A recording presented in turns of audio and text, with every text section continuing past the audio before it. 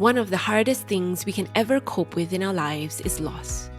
Loss of a loved one, a relationship, our health, our job, or a dream we once held dear to our hearts. Yet, so much of our culture tells us that to lead a victorious life is to pick yourself back up and move on immediately. Where is room for grief? How can we appreciate the mountaintops if we've never trudged through the valleys? In this special season, I interview ordinary Christians who've encountered extraordinary obstacles to find light in the dark and strength in despair. For it's in our trials that God promises us hidden treasures of darkness, His riches stored in secret places, that we might know that He is God. My hope is that these stories of setback will inspire you to find hope in your struggles. Be blessed.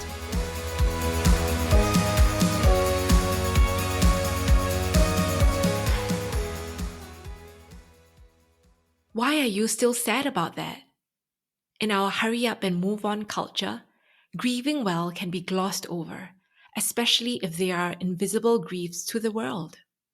If a pain in our life isn't so-called tragic enough, it can leave us and others wondering, why haven't you moved on? In this episode, I sat down with Natasha Smith, certified grief educator and author of Can You Just Sit With Me? Healthy Grieving for the Losses of Life, to invite us to reflect on what it means to grieve well and to hold on to hope in our darkest moments. Having experienced miscarriage, stillbirth, divorce, giving up her first baby for adoption, the loss of two of her older sisters and dad to cancer before she turned 40, and a nephew to murder, as well as the loss of a prestigious engineering career to homeschool her 4 kids, Natasha knows the meaning of grief well. Her life and book reminds us that every loss is worthy of the space and grace to grieve. I got to know Natasha because she and I shared the same literary book agency and were in the same cohort before our books were published. Since then, I've been so blessed by her candid heart and hopeful spirit. It felt so special to have this conversation while I was in Tanzania and she in her home in North Carolina, USA.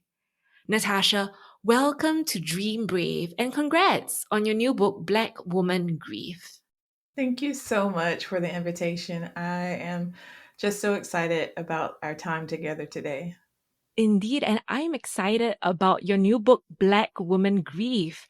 Natasha, you have such a special gift of writing, and your book had me in tears even before the first chapter ended.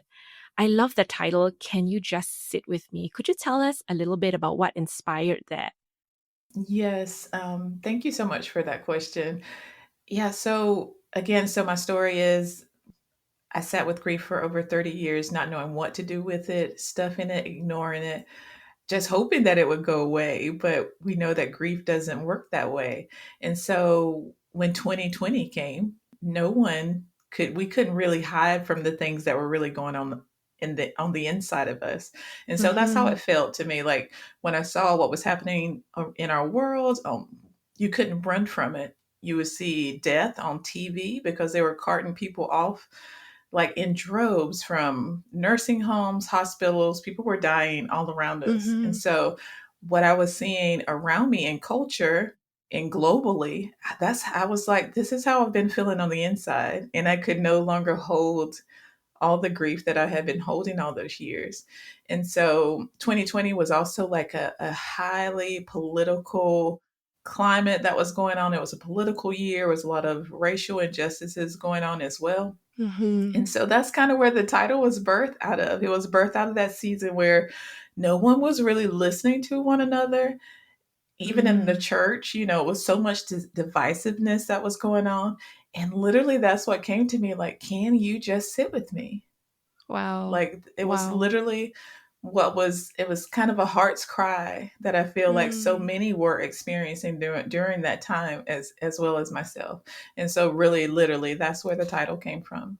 Wow. Thank you, Natasha. Even as you shared it, I just felt a wave of goosebumps because it was the way you said it. Can you just sit with me?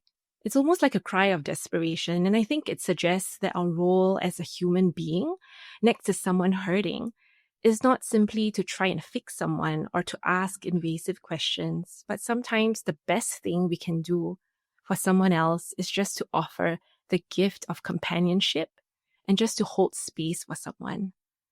So, Natasha, could you walk with us through the series of hurts that you have experienced? Because you're an amazing individual and you've walked through an extraordinary amount of grief in your life.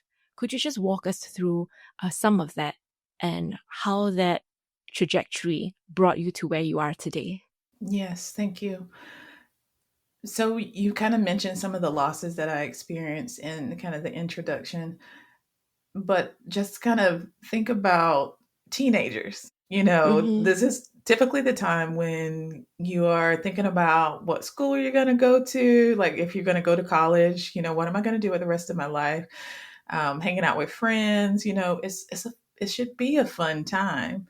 Well, during this time, I am experiencing losses that typical teens don't experience. And so, Mm-hmm. you mentioned I placed a child into adoptive care like my senior year of high school. So this is going into my senior year, and so that was a huge loss. One, again, not until 4 years ago, 2020, did I really start to unpack, because at the time, who am I going to talk to? I don't know.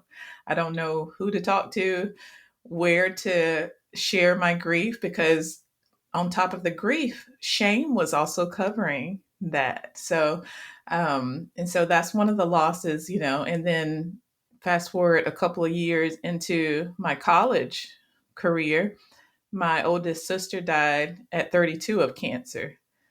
And so there again, my peer group have really not experienced any loss.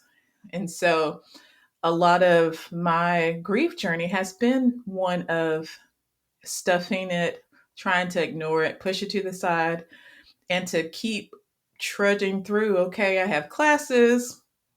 I'm going to hang out with friends. I'm going to not think about this.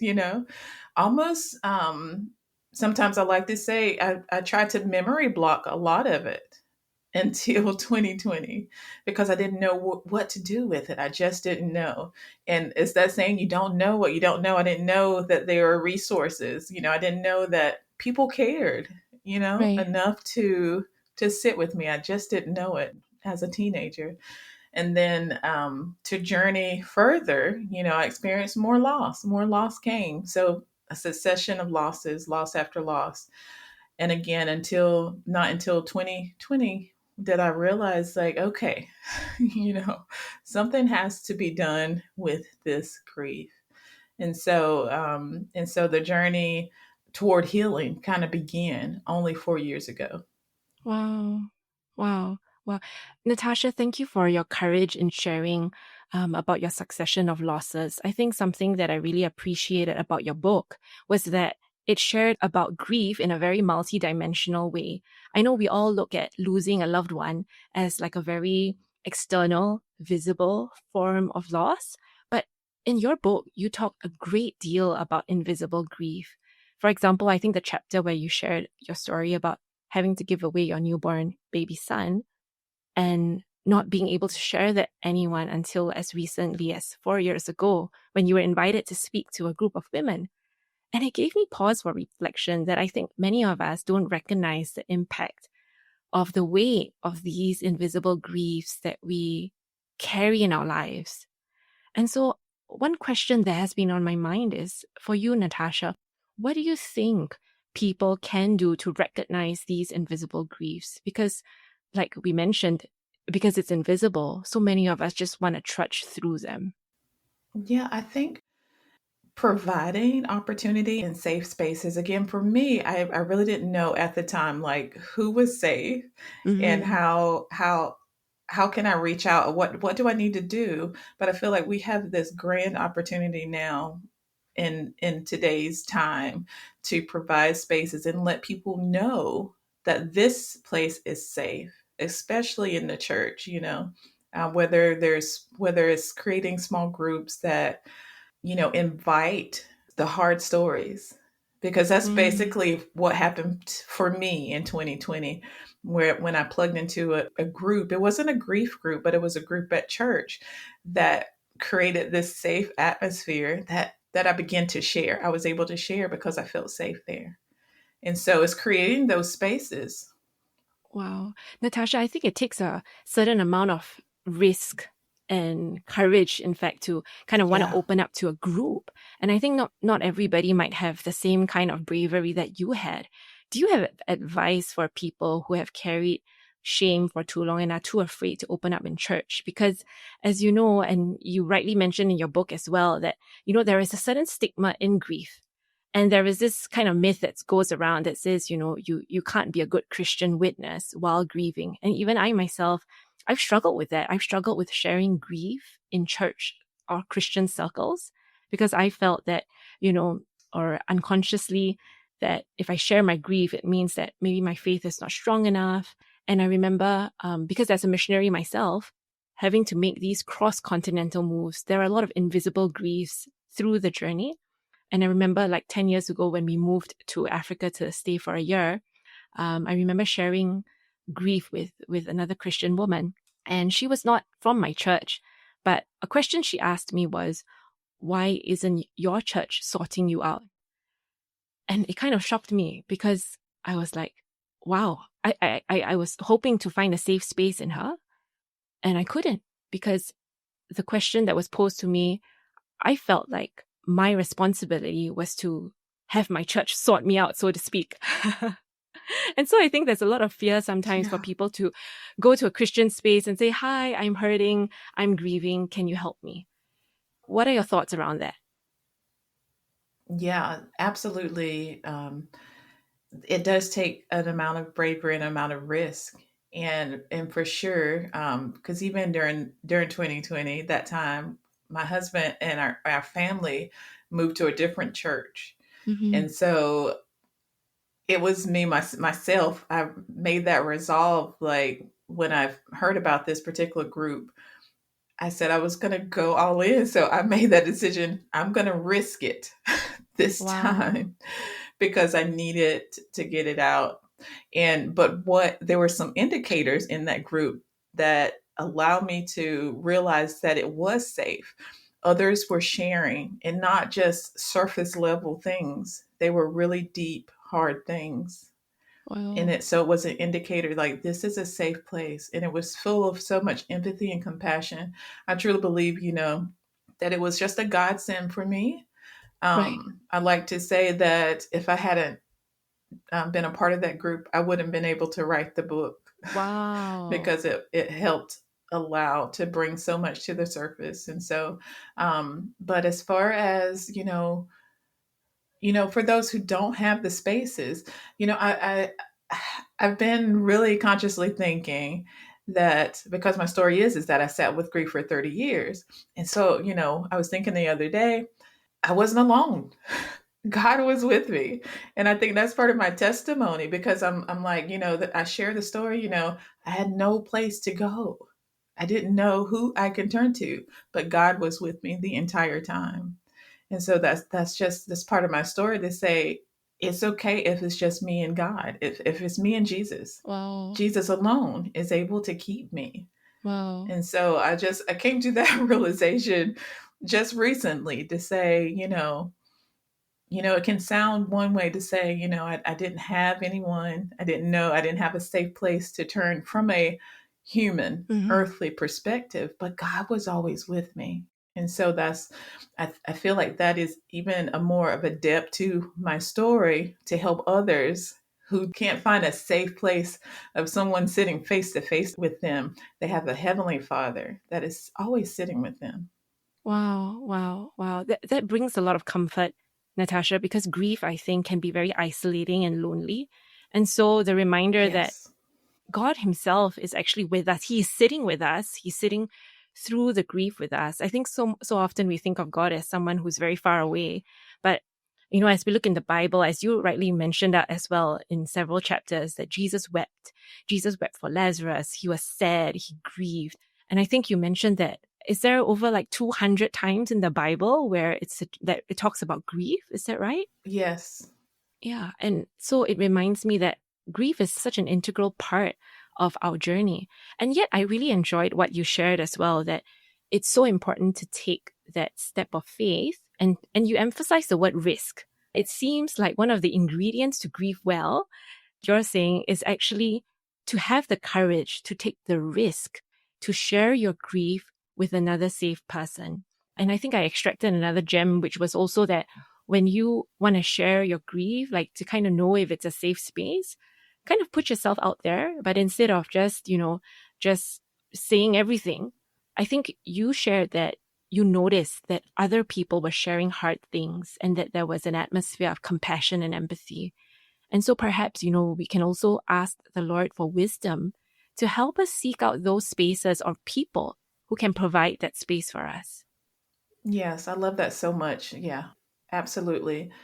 Having really a discernment of Hmm. what is safe, where is the safe place that I can go, or the safe person that I can let out the grief. Yeah. Besides, looking for people or groups that have a kind of like a safe space to share hard things, do you have markers that you look for in a person whom you feel would be safe enough to just sit with you? Because sometimes we assume that that comes from family members, but unfortunately, sometimes family members can be equally triggered by us. And you're already shaking your head. So tell us, how do we look for a safe person? I love this question, and I don't think I've ever been asked that, but it's such a great question because, yeah, what do you look for? I think one of the best things is this person a good listener? Mm-hmm. Can they listen well? Can they listen thoughtfully? Can they listen with more of their head and more of their heart? And Mm-hmm. so, and I think an indicator of that is, as you begin to share, do they interrupt you and begin to share? Because now they're the talker and the griever is the listener. Mm-hmm. So do they allow space and opportunity really to hear you? Mm-hmm. I like what you shared at the start of the book, which was that sometimes we all think we are good listeners until we actually sit next to someone who's grieving, and then we realize that, oh my, you don't know what to say, so you It's fill in the true. blank spaces, and then you go, oh, I felt like that too when I lost so and so, and then it kind of becomes like this whole who has a more tragic story, so to speak. It's true. The title of your book kind of just reminds me again and again that sometimes people just want you to sit with them, right? Yeah, I feel like, and what I've learned is that presence is very underrated. Like again, we're because of the busyness of our culture and Mm-hmm. how, everything is so fast paced, we Mm-hmm. don't know how to sit. We don't know how to sit in quiet. We don't know how to practice solitude. We want to feel all the spaces all the time. And so, Mm-hmm. for even the title of the book or saying, can you just sit with me? People are like, what does that look like? Mm-hmm. Because we're so foreign to just sitting with people. And I feel like even maybe, I think about like in the past, like when we've had losses in my family, I feel like they may have been better practices like years ago. I know like people would come to your house and sit. Mm-hmm. If a family member or someone died, they would sit. Right. And, sometimes they'll tell stories, but I remember that. But you don't see that as often anymore. Right. Wow. Wow. I think you are already starting to answer my next question, which is how can we actually be a good support to someone who's grieving? And I think you mentioned the gift of presence, that sometimes it's just someone being present. Because Mhm. I remember kind of a year ago when I was in the intensive care unit in spine surgery, I had just one friend come to the ICU with me, and she had cancer before. So she knew what it was like to be in the ICU. And so she just sat with me. I mean, my husband and my kids, they couldn't be there. They were in school and they had something to see to. But that friend of mine who came, she just sat there and she provided, like you say, the ministry of presence, right? Yeah. Yeah. How do you practice that well, Natasha, in today's culture where hurrying and talking is just such a go-to? Like, even for you and myself, who so-called are people who love to give or to want to like so-called minister to others, how do we ourselves practice that ministry of presence well? Yes, I think offering it to others, can I sit with you? Do you mind if I pray with you? Can I sit with you? That same type of the question, but in a different way, right? And offering that space of, I'm here to listen, because I know even Mhm. I've been doing this because of what I've learned. I'm able to practice this with my family so that we can raise generations that can grieve well and express themselves well with their emotions. But Right. with my kids or my daughter, going through a difficult time or something, and just asking, I'm here to listen. Would you like for me to listen to you? Wow. And so I think just creating and offering that space of having someone to be able to sit with, or offering your presence basically to someone, it's okay. And grief needs to be witnessed. And so that's the other thing. If you see someone, someone just experienced a loss, we can offer that, to say, it's okay to cry, Mm. or it's okay, it's okay to feel angry, just being an affirming voice, witnessing the pain. Oh, that I know that has to hurt. I know that hurts. And so just creating that space to kind of let them know that they're seen, and not only, they're seen by you, but they're seen by God as well. Wow. That's powerful, Natasha. That's powerful. I think some of the notes that I'm writing down is, some of the simple questions, because sometimes we feel at a loss for words. We don't know what to say. And that's when we start to fill in the blank spaces with our own story. Yeah. But I'm hearing you say that these are such important handles that we can use. And I wrote down, a reversal of your book's title, actually. It's, Can I Sit With You? That's the first thing. The other thing you said was, it's okay to feel that way, or it's safe to cry, and to say, I know that must hurt. And I love what you said about helping people feel seen, because I think when we bring the invisible griefs to surface, there is so much power in healing when we as a person validate someone else's unseen pain.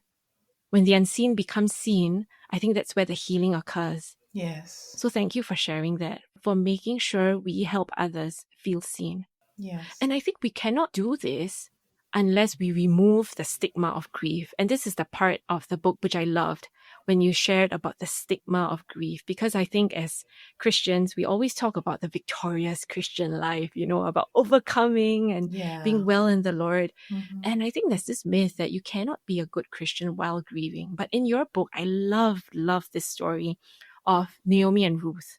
Could you share that with us? And how we can, so-called dispel this myth that if you are a good Christian, you cannot grieve. Yes, I love this, and I'm so passionate about it, Yeah. And so I shared the story of Naomi and Ruth, where Naomi, sometimes takes like a backseat role in this book, but for me, she stood out so much because she had lost so much. She loses, from in the transition of her move from Bethlehem to Moab, transitions of, or just the loss of her husband, the loss of her sons. And she's a grieving woman. She's a grieving wife, a grieving mother. And she says, my name meant joy, but I don't even want to be called this anymore. Hmm. Don't call me that. Call me Mara, bitter. I'm bitter. And because of all the pain that I've experienced. And I feel like this is where we find ourselves. And the thing about it, it's okay. I love the part in the story where it says she traveled back to Bethlehem because there was bread there. The Lord was there. And so she Hmm. traveled back to where the Lord is. Sometimes we have to find our way back to the Lord. And not that Hmm. he has left us, but because of our hurt and pain, we may have drifted a little bit. We may have taken our eyes off of him, kind of reminds me of the story of Peter in the storm in the water. He comes out on the water and Mm-hmm. he takes his eyes off of Jesus, and he begins to sink a little bit because he's taken his eyes off him. Mm-hmm. And I feel in grief is so normal to do so because of the pain is somehow overpowering what we know about God, what is overpowering or skewing our sense of what his character is. I think in the book I mentioned something about like having spiritual amnesia. We forget, Mm. and it's really because we have what we call grief brain. Grief affects our brain. But when we are able to make our way to set our eyes on Jesus again Mm. fully and see him and remember who he is, that he is for us and not against us, all the things, and remember his character. We can be like Naomi at the end of her story. She has her redeemer. Her story is redeemed, right? Mm-hmm. Her kinsman redeemer is present. And I think for us, it's saying that, Jesus, God, he already knew what the end of the story was going to look like. And though we may not know what our journey is, God always does. And so he had a plan for Naomi from the beginning. He knew and understood every one of her losses that she experienced as he does ours. And he knows what the end will be. He is our kinsman redeemer. He is our redeemer. And he redeems our stories. Wow, that is such an important reminder that God redeems our stories. So, Natasha, could you elucidate that part a little more for listeners who might not be so familiar with the story? And how did that story in particular speak to you about how we can still be a good Christian witness while grieving? What was that particular witness that you saw in this story? Yeah, I think it was really the journey back to Bethlehem. Mm-hmm. Or I say the journey back to Bethlehem, but when Naomi had already experienced all the losses, and Mm-hmm. then Ruth comes to say, "Hey, I'll stay with you. I want to stay with you. Wherever you go, I'll go. Your God would be my God." And that was really the moment where I said, "Wow, there is something about Naomi that spoke to Ruth to say, she just lost her husband. She lost both of her sons. She's went through all of this grief, but she must have showed something." And the crazy thing is, it's not even really spelled out in the Bible, like Mm-hmm. what she saw, but she had to have seen something to say that I want what she has. Right. Like, I want to know her God. I want her God to be my God. She literally Mm. saw her lose everything. She lost, her status, possessions, because she didn't have a kinsman redeemer at the time. So she Yeah. literally saw her lose everything, but then say she wants her God to be my Wow. God. Wow, that's powerful, Natasha. What I'm hearing you say is that Ruth, this daughter-in-law, had every right, every right, every entitlement, every reason to actually leave her mother-in-law because her husband had already died. And yet you're saying that through the grief of Naomi, because Naomi must have been such a great witness through the journey of grieving, that in spite of all the losses, in spite of all the pain, that it would make Ruth still go, I will follow you wherever you go, and your God would be my God. Yeah. Natasha, I think that is such a powerful story that you brought out in your book because I think so many of us want to hide. We want to be stuck where we are and we want to cover up our grief because we're so worried that we're going to give God a bad reputation. And I think this is so funny because it's funny and ironic and sad at the same time. It's tragic even because we don't need to boost God's reputation by hiding our grief. You're saying, in fact, we can glorify God all the more through our grief. And that was such an encouragement to me because I remember just before moving here, like you, I've been writing articles to different like online magazines. And, one day I got a phone call from somebody who was very concerned about an article I'd written about my time in Africa. And he said this, he said, you should try and downplay a little bit of the hardships or the trials that you encounter or face because it's going to not make God look so good. And I kind of wrestled with this for a long while. I really grappled with it because I really wanted to know if that was what I was doing.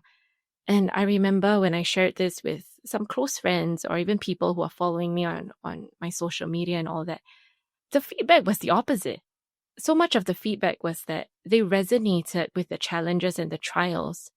And because of that, they felt God was glorified because in spite of the hardships, that we still keep going. And I wonder if you feel the same as well for grief, that if you grieve well, that actually through your being authentic and reaching out to people, that we can glorify God.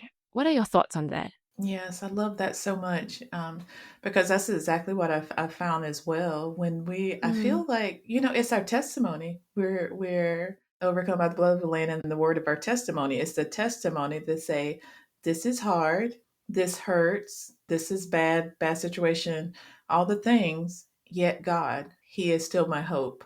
Wow. He still is going to bring me through this. He's bringing me through this. I don't even know what the other side looks like, but I know that God is with me in it. And so I think that is huge. And that's one thing, like for me, 2020 is when I began to share my grief. So I had been sharing, been a blogger for like 12 years, just sharing all kind of different things. But 2020 was when I started to share about the grief because it was so present and pressing upon me. And as I began to be more vulnerable in sharing it, it resonated with so many people. And it's because of Oh. exactly what we're talking about, because people don't share because of whatever reason, but I feel like it's needed so that we can show that we serve a big God, for one, and He's able to handle everything that we're carrying, and we can bring it to Mm. Him. And as you mentioned, He's not.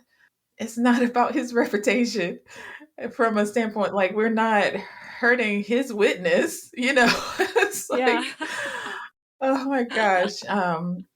I think even more we're pointing others to Him and bringing others to Him who say, gosh, she's had a really hard time, Mm. and yet she's finding comfort in God. I want that same comfort. Wow. I love the two words. I had a wow moment when you said yet God. Yet God. That was so powerful that in spite of everything that we can go through, we can be angry, we can be sad, we can sob, we can bawl, we can rage at God. But at the end of the day, if we can end our story with yet God, I think that transforms our entire testimony, doesn't it? Yes. Yeah, absolutely. Natasha, if you don't mind me asking an even more personal question, it would be sometimes it can be hard for people to do this, especially if they've been through things that can attract stigma. Like you've been through some really hard things, like whether it's divorce or having to give away your first son. How do you cope with the fear of stigma? Or even how do you cope with stigma if you do receive it? Because I find some griefs maybe easier to share, like a loss of a loved one. If it wasn't your fault, you had no part to play in it, or if somebody was in an accident, but something where you had a part to play in it, sometimes I find that a little more difficult. Like even moving, like for us, we call ourselves missionaries now. But if we have hardships, sometimes I worry like, oh, but will people think like, well, this is the life you chose anyway? So how do you how do you overcome that fear of stigma now that you've done it? Yeah. Yes, that's such a great topic and great question.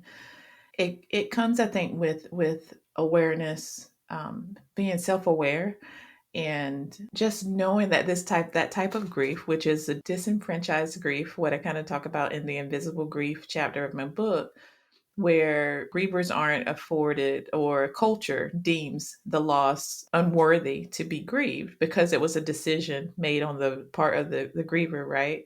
And so Wow. in the instance of me placing my child into adoptive care, the thought would be, well, you don't deserve to grieve because you made the decision to do Mm-hmm. this.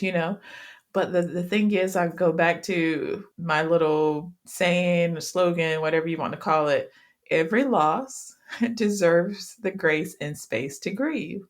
And so knowing that, because He's concerned with the things that concern us. We're constantly on the heart of God. And so if something is breaking my heart, and we know that he is close to the brokenhearted. It's concerning to him. And so when it comes to stigma, I have to place the truth that I know that the loss is worthy to be grieved on top of that stigma. And that's basically what I've done. Right. And again, praying through that, the fear Mm, of someone having something to say, mm, that could be reflected in a negative light, to kind of put their thoughts or the stigma or their thinking onto my loss, because my loss is my loss. And wow. again, my loss is worthy to be grieved, and grief is necessary for every loss. And so, the opposite of that, just think of that. If I were to allow a stigma, or what someone opinion is, to keep me from grieving, I'm not going to be a healthy whole person, because I'm not allowing myself, giving myself permission to grieve. Wow. Wow. Natasha, those were such powerful words when you said every loss deserves the grace and space to grieve. I think that's such an important reminder. And I think what you've exemplified truly is the courage to have self compassion. Because, like you said, our need to grieve is not dependent on what somebody else says about us. Right. And just to remind ourselves as well, like when you had to give your baby away, how old were you then? 17. Right. You were 17, and you also mentioned that, Mhm. your sister had a similar experience and faced a lot of stigma and difficulty, Yes. which kind of bound you in shame even more and made you afraid to think about other options, right? Yes, I'm so glad you mentioned that. Yes, absolutely. Yeah, and I mention it because I think sometimes we forget the circumstances around the decisions that we make. None of us are perfect. We've all made difficult, good, and bad decisions in life. But sometimes I think we forget the circumstances that we were in. And I think remembering that sometimes helps us to give ourselves the self compassion that we need. Yes, I love that so much, because I feel like, I mean, that's something that I've struggled with, like the self compassion portion of it, and I think a lot of grievers do. And Yeah. so thank you so much. That's so powerful. It's the self compassion Mm, that we should give ourselves, and most mm. often we're it's easier to give it to others than to extend it to ourselves. Absolutely. Absolutely. It's so interesting that through this, like even just discussing this incident, that I could see so clearly because I'm a third party. I could see so clearly and feel compassion and empathy for your circumstances. When I saw the look of surprise on your face, I think it reflects to me the truth that we are so hard on ourselves. Because even for me right now, like living in Tanzania, sometimes little things trigger like a tear reaction from myself. It could be just remembering the home that I lost or things like that. And a friend of mine would text me and say, "Hey, Wai Jia, you've made a huge geographical shift and gotta be gentle with yourself." And so I keep reminding myself every day, like, be gentle with yourself. And so to anyone listening, I think I would say our encouragement is really to really have self-compassion on ourselves, don't you think? Yes, absolutely. Yeah. I love also what you shared in the later part of your book about how grief can manifest as physical pain. And you mentioned that, you experience yourself fatigue and aches and pains in your body when the grief was too much. And I think in our modern day kind of very scientific culture, we may not recognize it as such. So some of my followers might know that I actually struggled with chronic pain in my right arm for quite a while after spine surgery. And it took me a long while to realize, because people might think, oh, I have very good access to medical care because all my colleagues and friends are, and doctors and things like that. But I think we forget that sometimes we do ourselves a disservice because we see everything from a scientific lens, right? And so you do all the scans and everything came back normal. And it took me so long, Natasha, to realize that the pain that I was feeling was actually grief. So Hmm. could you take us through some of the exercises that you talked about in your book about how to release some of that grief from our bodies? Yeah, absolutely. I love that, because it's so important to bring awareness to this, because, as you mentioned, most often we may not realize it, if we're having some type of ailment and we go to the doctor Hmm. and like, no, everything's fine. And you're like, but it Yeah. hurts. And so, And the pain is and real. The so, pain is real. and the pain is real. Yeah. Absolutely. Yeah. Hmm. So, one thing that I like to say is that grief needs a place to go. And so if it's here, if it's in on the inside of us, it needs a place to go. So we need to talk it out. We can talk it out. We can write it out. We can move it out. And so some of the practices that I include in the book is writing out. And that's one of my favorites is the writing it out. And so we can take a loss, for example, and just begin to write about that loss and let it be so free flowing, not holding any words that may pop up, write it all out. Mm-hmm. And even if it's a complaint to God, Mm-hmm. even if it's a complaint to your mom, whoever, whatever, just write it out. Begin to write it out. And if you want to, you can set a timer, but set aside some time, some tissues, all the things. And what I found is it's freeing and it is releasing. I mean, the tears flow. You may feel anger and you continue to write and you continue to write. And then at the end of that writing, you burn the letter or you Mm. burn the what you've written. And as you burn it, you can say a prayer, whether it's a breath prayer or just a prayer to say, Lord, I thank you for allowing me to release this to you, or just to release it.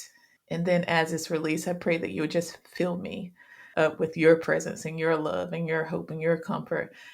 And at the end of that, begin to write a gratitude list so you can fill yourself back up with gratitude. So what has been released, the grief that's been released, you replace that with gratitude. Wow. So that's one of the exercises that's really have been really, really powerful to me. Wow, Natasha, I love that. I'm so glad you brought up the burn letter because when I read that, I thought to myself, that's powerful. I think those of us who have invisible griefs like broken relationships, for example, whether it's, Yeah. estrangement with close friends or family, sometimes we think that we need to go and make it right with them and talk it out and everything has to be like, all rosy again. But there are many relationships in our lives where we cannot do that for some reason. And it takes two, right? Yeah. And so I think the burn letter that you talked about really provides this avenue where you can say what you want and need to say without actually channeling it necessarily to that person while expecting a response. So that in itself is incredibly freeing. But also, I loved that you mentioned the gratitude list should come after. Because I think, as people who love the Lord, we're so quick to jump into, oh, I have so much I should be thankful for. Let me just do my gratitude list. And that completely short circuits the process of grief, doesn't it? Yeah. Yes. Yeah. And tell us about movement. I love how simply you put it, like write it out, talk it out, and move it out. Tell us a little bit about movement and how that can help. Because I think when you're in grief, you just want to stay home and lie in bed. It's so true. It's so true. And I know that there are some people know of and know practitioners that are certified in grief, actual grief movement. But for me, Mm. it's literally, it can just be a walk outside, Mm. just walking outside or stretching, just simple, simple things. It doesn't have to, you know, I mean, lately for me, it's been a Zumba class. That's That's been great. Yeah. extremely helpful, Yeah. so it doesn't have to, it doesn't have to be complicated, but Mm-hmm. literally just moving your body. And that's more of like, just a simple act of, moving, because it does do the scientific things of Mm-hmm. increasing the happy endorphins in your body. So that's more so Yeah. what that's about. Yeah. It's only through this process of grieving that I've been walking through that I discovered this whole new body of knowledge called somatic experiencing. And Yes. it's exactly like what you shared, right? It's all about learning how to breathe and being aware of the movements of your body. And like you said, it doesn't have to be complicated. And yet at the same time, I think just having that practice of setting aside like even 5 minutes a day, 10 minutes a day. Sometimes what I would do is just to play some worshipful music and just get into a place where I can do stretches or physio exercises that are calming and good for my body. And it's such an act of defiance to the world who demands more of you to say, okay, heart, okay, body, now is my time to serve you. And I think it's just that Mm. act of intentionality to help us Yeah. put ourselves back on the priority list, to say that it's okay to be Yes. sad, right? I love that so much. And it kind of goes back to the self-compassion, Yeah, you know. absolutely. Yeah, so I love that so much. Mhm. Mm, mm, mm. At the start of your book, you also talked about iterations of healing. I love that because I think so often, maybe more so in Pentecostal circles, like sometimes we feel like we need to get this miracle, moment where you go like, yeah, the Lord has delivered me. And that's such a great testimony. But when you talk about iterations, it's like you talked about the Lord peeling you like an onion. And I think that is not fun at all. And it's interesting you like the onion analogy because onions make you cry too, right? That's what, yeah. Yeah. So I'm just wondering, how do you encourage yourself that when you're going through another wave of grief, that it's not necessarily a downward spiral? Because sometimes I think when we go through the cycle of grief, you had this beautiful table about myths and facts. And one of the great myths is that grief gets better with time. But you said no, grief does not necessarily get better with time. And so I think sometimes when we have this pang of fear, like, oh no, I'm grieving again, but it's so long ago. How can we approach that in a more compassionate way rather than blaming ourselves? How can we embrace this so called iteration of healing in a gentler way? Yeah, I think it takes us kind of confronting again stigmas around grief and Mm-hmm. stigmas around emotion, because even some of the emotions associated with grief, like fear, anger, are, maybe are natural, but they're known as negative. But I feel like emotions help inform us. And so if we're, just say the loss happened years ago, and then something triggers us that we didn't know would trigger us, and we're finding ourselves in grief again, I think it's just an indicator that more healing is available for us. Wow. More healing is available for us to tap into and lean into and be like, okay, God, what work do you want to do in me during this time frame? And I feel like, it's a question that is, I don't want to say mature, but it's a question that would probably not happen to someone in fresh grief. You know what I mean? And Yeah. so, but being further along, you're able to be more self-aware, ask some of those questions. Wow. I love that question that you just said. What work do you want to do with me? And I think this is a really nice way to kind of land and end our conversation in a way, because you're saying that sometimes these cycles of grief can be an opening invitation for us to come into communion again with the Lord and to see a fresh work. And so I love that word that you use is iteration, right? It's something deeper, something more, something fresh that God is doing in us. So instead of seeing it negatively, which is like, oh no, I'm stuck in the past again, it's like, no, no, no. It's what work are you doing in me, Lord? So I love that fresh paradigm that you just gave us, Natasha. And I think it kind of answers one of the questions that I have at the back of my head, which is, for so many of us who feel like we are stuck with certain griefs in our life, how do we get past that? But I think what you're saying is that it's so important for us to recognize those points as opportunities for growth, right? Yes, absolutely. And maybe if I could end off with this, Natasha, was this your treasure in the dark? Like discovering your grief and becoming a writer and now educating so many people about grief? Because I mean that's the name of our series, right? Treasures of Darkness. What was your treasure out of this whole, your whole journey, this succession of griefs? What was your treasure in the dark? Hmm. I can say that, it reminds me of, and I think I have that scripture written down. So 2 Corinthians 1, 3 through 4. Praise be to the God and Father of our Lord Jesus Christ, the Father of compassion and the God of all comfort, who comforts us in all our troubles, so that we can comfort those in any trouble with the comfort we ourselves receive from God. And so I believe that is the treasure, because the thing is, we will all face grief at some point in our lives over someone or something. And I've had my share of it, but in the midst of it, the treasure is God Himself, and Him Wow. revealing Himself to me in so many ways that I would have never known Him in any other circumstance.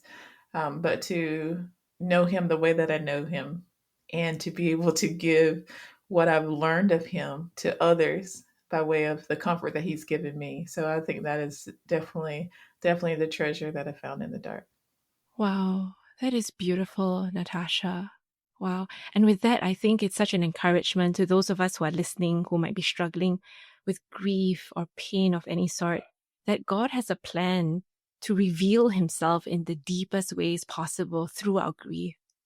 So thank you so much, Natasha. And I think something that blows my mind also is how God has used these succession of griefs to grow you into the person that you are today, that you are an advocate for grief work. You are speaking out your story with courage and encouraging other women to do the same. And you're just setting an example of what it means to grieve authentically, to grieve healthily, and to grieve well. So thank you so much, Natasha, for your time. We're so grateful. Thank you so much. I so enjoyed sitting with you and this time sharing together. Oh, thank you, Natasha.